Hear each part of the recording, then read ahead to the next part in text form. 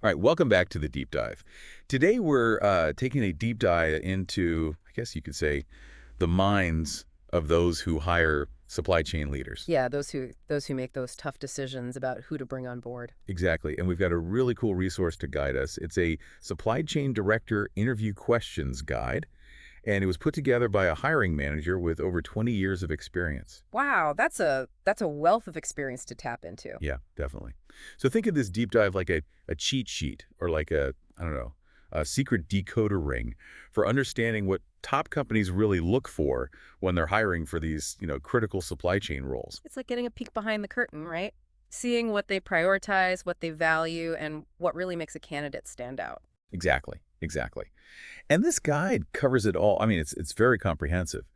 We're talking about the technical must-haves in logistics, transportation, the ever-growing importance of technology, digitalization, all that good stuff.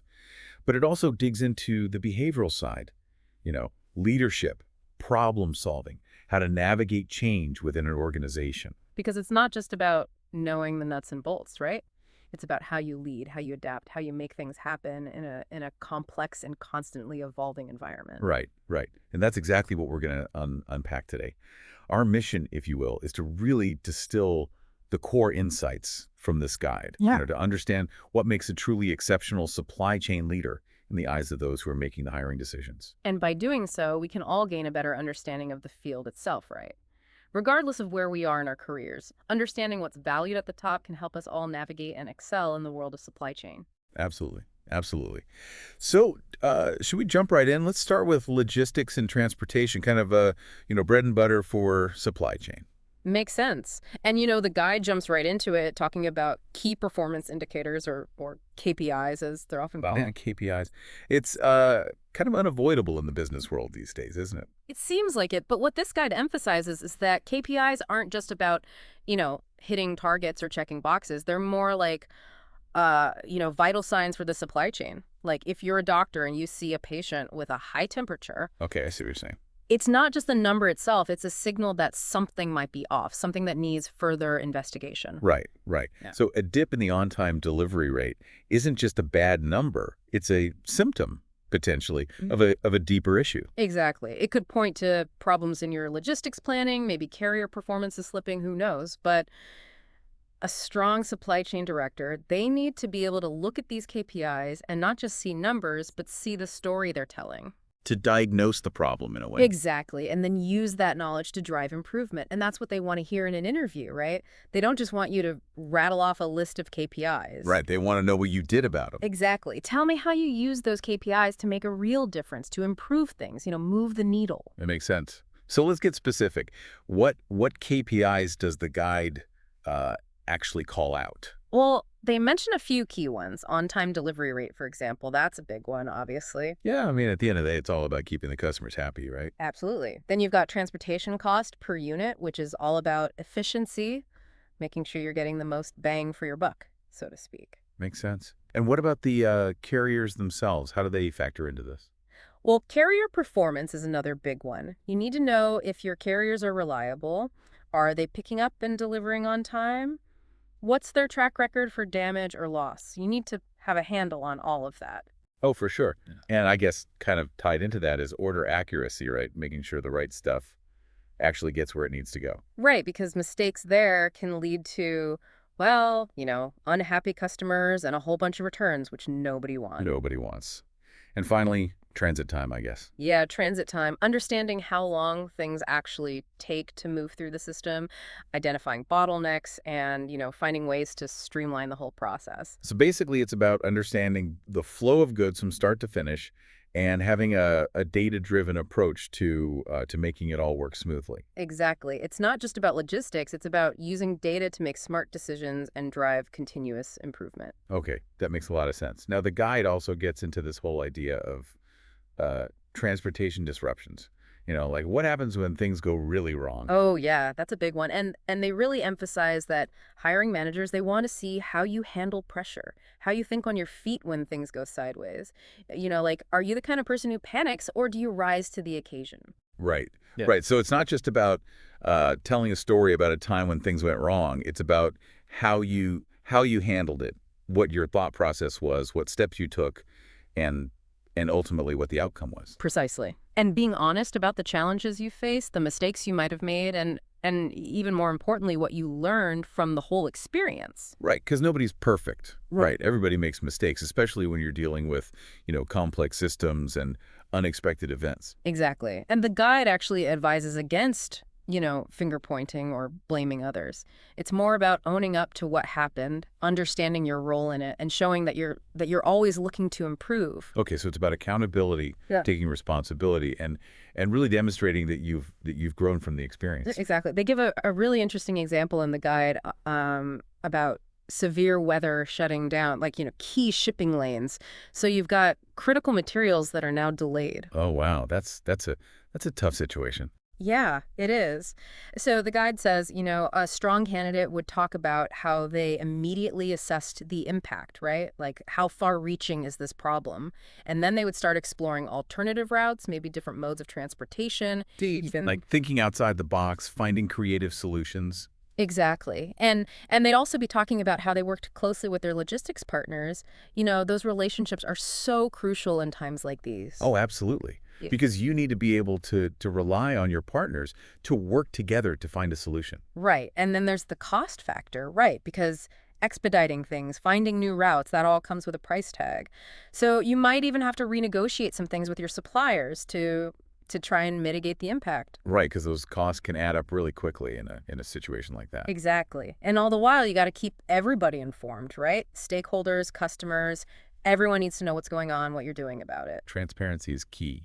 Absolutely. So the takeaway for the interviewer after hearing this whole story should be, okay, this person, they can handle a crisis, they can think strategically, they can collaborate, they can communicate effectively, and they learn from the experience. And that's really what they're looking for, right? Someone who can stay calm under pressure and find solutions. Right, because let's face it, in supply chain, there are always going to be unexpected challenges, Yeah. right? So being able to navigate those effectively is a must-have. Okay, so we've talked about KPIs, we've talked about handling disruptions. What's next on the logistics and transportation front? Well, the guide then moves into an area that's, let's say, non-negotiable. Compliance with regulations. Ah, yes. The rules and regs. Can't forget about those. You really can't. And the emphasis here is on being proactive. It's not enough to just know the rules. You have to have systems and processes in place to make sure you're actually following them all the time throughout the entire supply chain. Right. So it's not just about you as the director knowing the rules. It's about making sure everyone in the chain is on the same page and compliant. Exactly. And the hiring managers, they want to hear about specific strategies, concrete examples of how you've done this in the past. Right. Like what tools have you used? What processes have you implemented? That kind of thing. Exactly. And the guide mentions a few things like regular training programs for staff, so everyone's up to speed. Makes sense. And then, of course, there are audits. Those are crucial for making sure everything's running smoothly and compliantly. Right. You got to have those checks and balances. Absolutely. And then technology comes into play as well. There are all kinds of software solutions now that can help with compliance and tracking everything. Oh, for sure. Technology can be a huge help in that area. It really can. And they also stress the importance of collaboration, working closely with everyone involved, suppliers, carriers, even customs officials. Everyone needs to be on the same page. Right. Because at the end of the day, it's a shared responsibility, right? Everyone in the chain needs to be pulling in the same direction. Exactly. And they make it clear that actions speak louder than words. Yeah. It's not enough to just say, oh, yeah, I know the rules.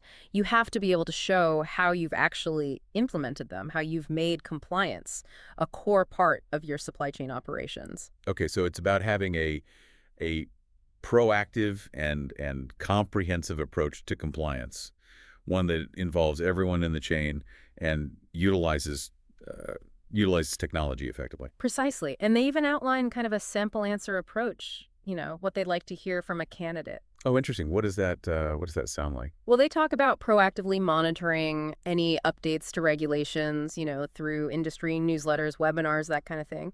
And then building strong relationships with your legal and compliance teams, of course, to make sure you're interpreting everything correctly. Right. Got to have those experts on your side. Absolutely. And then developing clear policies and procedures that everyone can understand and follow. And routine audits, of course, to make sure everything's on track. Yeah, audits are essential. Can't skip those. Nope. and comprehensive training for your team so everyone knows what's expected of them, and finally, open communication with your logistics partners because they need to be compliant as well. Right. It's all connected. Exactly. It's a whole ecosystem, and everyone needs to be playing by the rules. Okay, that's a very thorough approach to compliance. Makes sense. So what's the last point they cover in the logistics and transportation section? Well, they touch on something that's becoming more and more important these days: sustainability. Ah, yes. Can't forget about the planet. Right. And the guide highlights that they're looking for leaders who are forward thinking, who are genuinely committed to environmentally responsible practices. But at the same time, they understand that sustainability has to be balanced with, the practical realities of cost effectiveness and operational efficiency. Right. It's not just about being green for the sake of being green. Sure. It has to make business sense as well. Exactly. And they specifically say, don't just give us generic answers, feel-good statements about saving the planet. They want to hear about concrete initiatives that you've either implemented or supported. Show me the results, basically. Exactly. Quantify the impact you've had. And they also want to know that you're aware of the challenges, the potential trade-offs involved in pursuing sustainability. Because it's not always easy, right? There can be tough decisions to make. Absolutely. And they give some great examples of initiatives that they'd like to hear about, like Mm. optimizing transportation routes, for example, like consolidating shipments. So reducing fuel consumption, emissions, and maybe even costs at the same time. Exactly. Three birds with one stone, so to speak. And then there's the whole area of exploring alternative modes of transportation, like rail or sea freight, which can be more environmentally friendly in some cases. Makes sense. And what about Mhm. working with suppliers on things like packaging? Yeah, that's a big one. They talk about collaborating with suppliers to find sustainable packaging solutions, things that minimize waste and maybe even reduce material costs. So it's about finding those win-win situations where sustainability and cost effectiveness go hand in hand. Absolutely. And they really stress that it's all about taking action, showing that you're not just talking the talk, but you're walking the walk when it comes to sustainability. Okay, so that wraps up the logistics and transportation section. It's clear they're looking for someone who's got a handle on the fundamentals, but who's also forward-thinking and adaptable. Absolutely. And I think that sets the stage nicely for the next section, which is all about supply chain technology and digitalization. Ah, yes, the tech side of things. This is where things get really interesting, in my opinion. It definitely is. And, the first thing they focus on is a leader's commitment to staying current with advancements. Okay, so it's not enough to just know what's happening right now. You need to be constantly learning, evolving with the technology. Exactly. A successful supply chain director needs to be actively aware of emerging technologies, best practices, all that.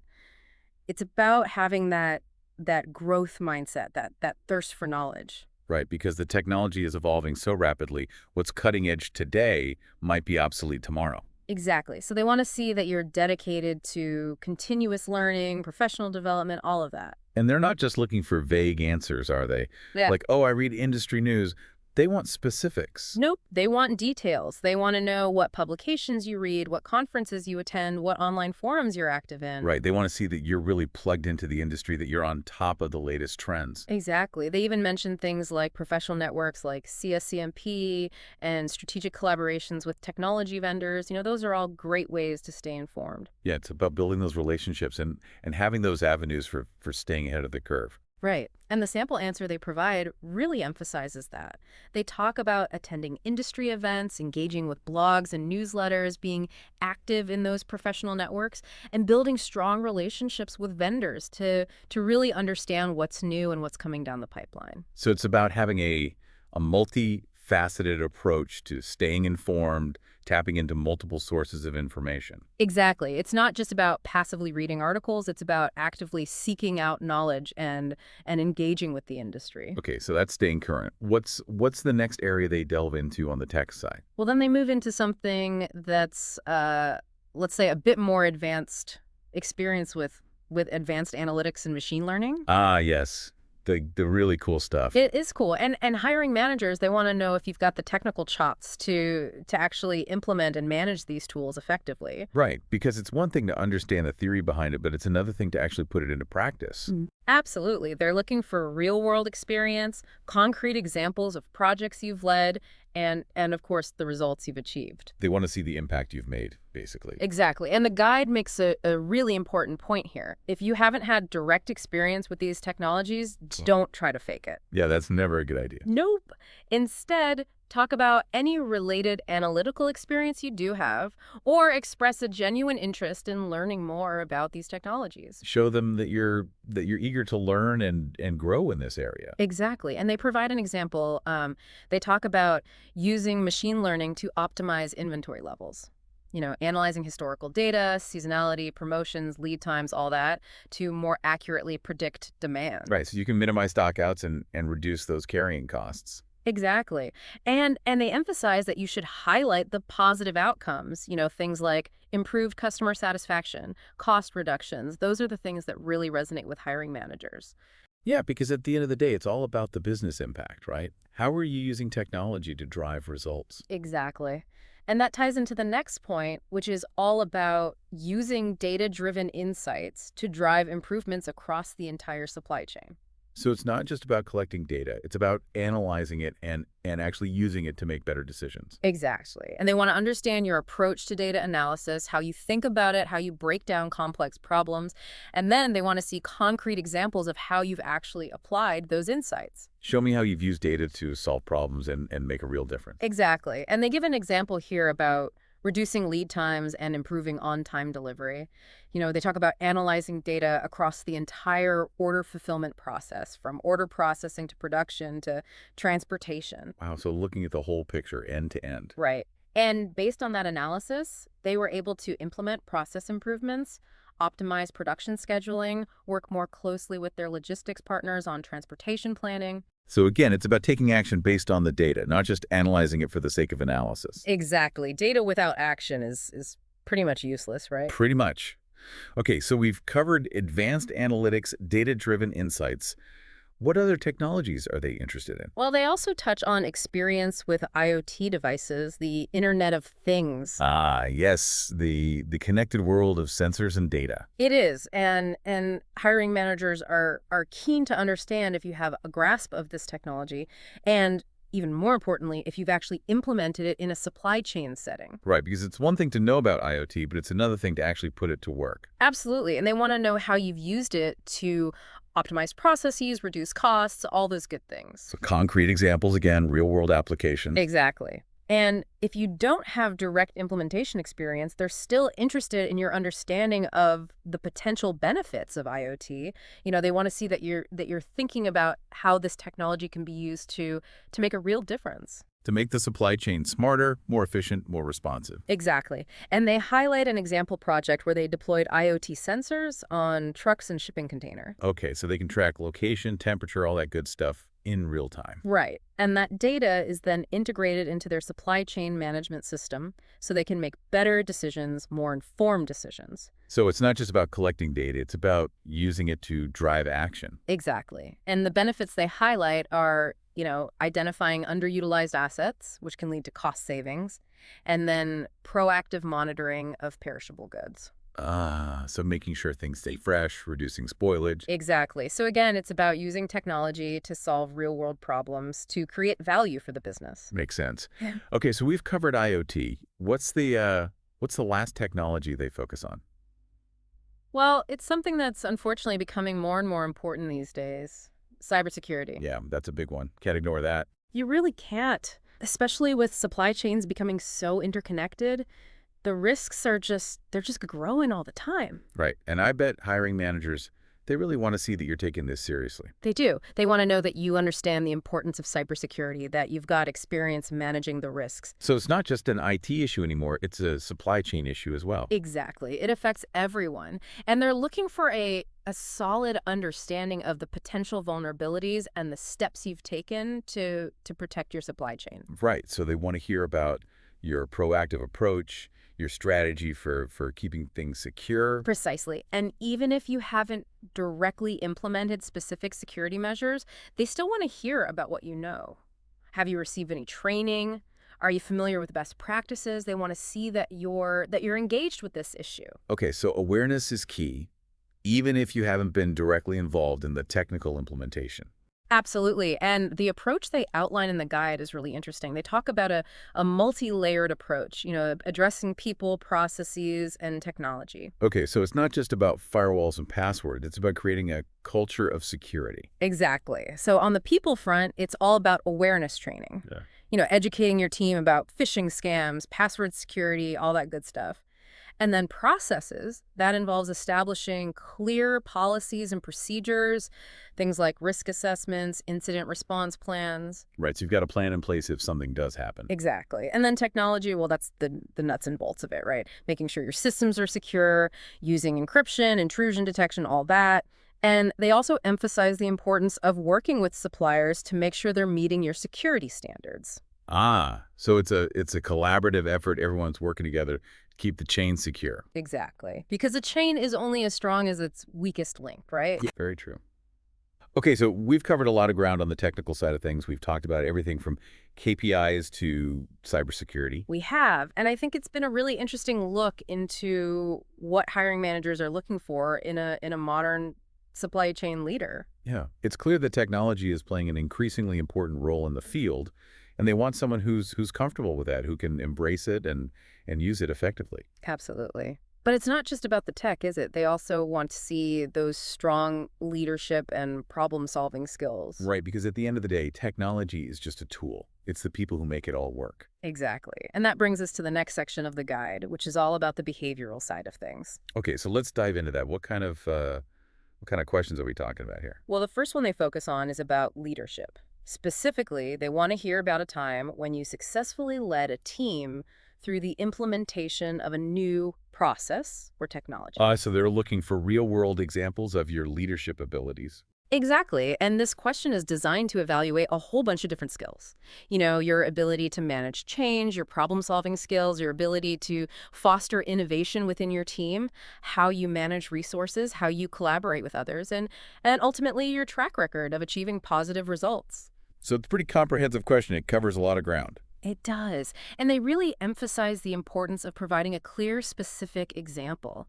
Don't just talk in generalities. Give them the details, the challenges you faced, the steps you took, the skills you used, and of course, the positive impact you had. Show them that you can walk the walk, not just talk the talk. Exactly. And they give an example of implementing a new inventory management system. They talk about the challenges of getting buy-in from the team, dealing with technical issues, all that stuff. Okay. And then they go into the steps they took. Things like clear communication, providing training, collaborating with IT and the vendor. So it's about being proactive, being a problem solver, and making sure everyone is on board with the change. Right. And the outcome, of course, was a positive one. They were able to reduce stockouts, lower inventory levels, all that good stuff. So again, it's about demonstrating the impact you've had, the results you've achieved. Exactly. And what's really interesting here is that it's not just about the technical side of things. It's also about the human element, leading a team through change, navigating those challenges, and ultimately achieving success together. Yeah, because change can be difficult, and you need someone who can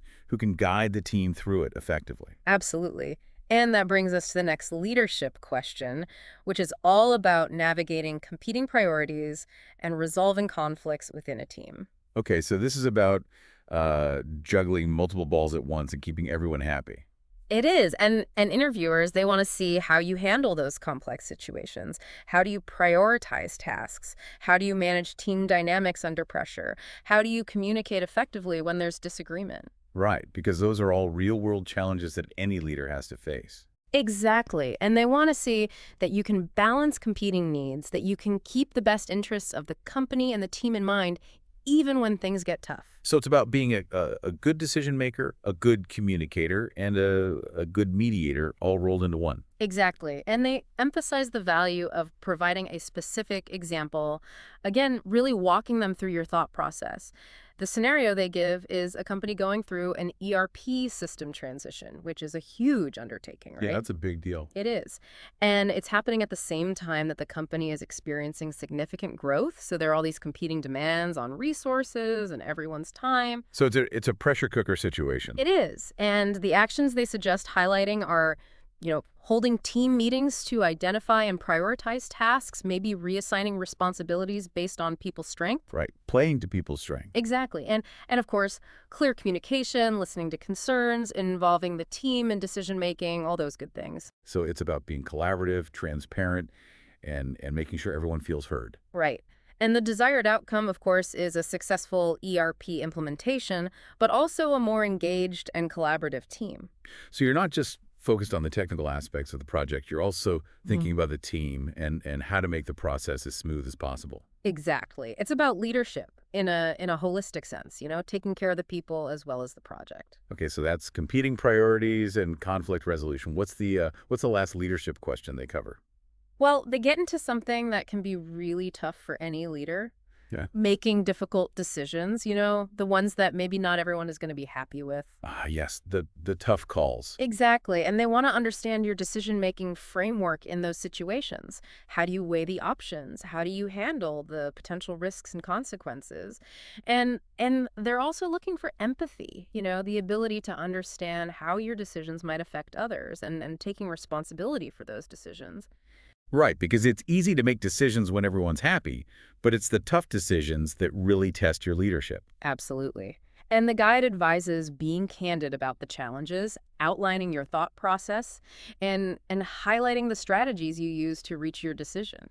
So transparency is key. Again, being open about how you arrived at your decision. Exactly. And a positive outcome is obviously preferable, but they also value the ability to learn from your mistakes, even if things didn't go perfectly. Right, because nobody's right all the time, and sometimes things just don't work out the way you planned. Exactly.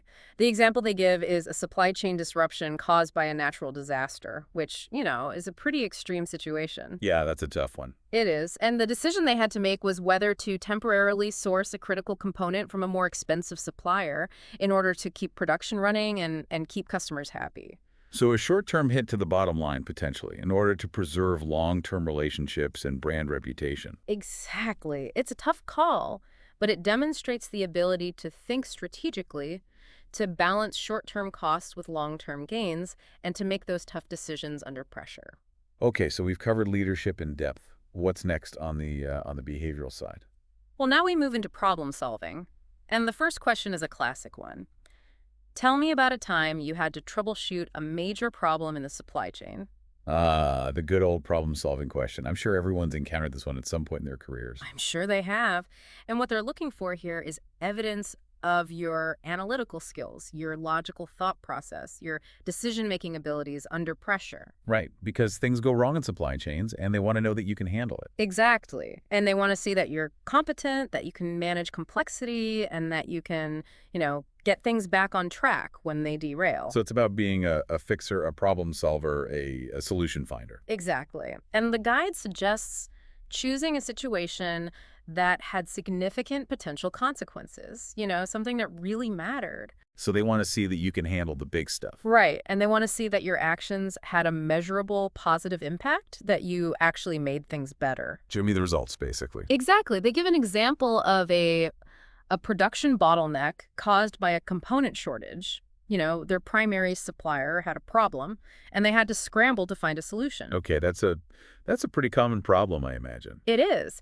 And they talk about how they assembled a cross-functional team, analyzed the situation, decided to source from an alternative supplier, expedited the procurement process, and negotiated favorable terms. So they were proactive, they were collaborative, they were thinking on their feet. Exactly. And the outcome was that they were able to get production back on track quickly, which saved them time, money, and potentially even customers. So a real win-win situation. It was.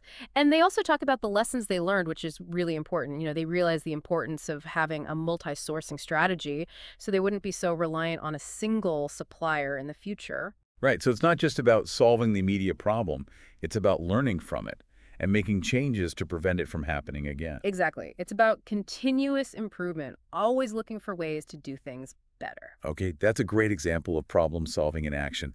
What's the next problem solving question they cover? Well, then they get into something that can be a real headache for anyone in supply chain. Managing a challenging supplier relationship.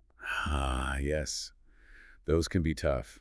Sometimes you get those suppliers who are, well, less than ideal. You do, and they want to see how you handle those situations, how you use your communication and negotiation skills to maintain a positive relationship, even when things are difficult. Right, because you don't want to burn bridges, but you also need to make sure your needs are being met. Exactly.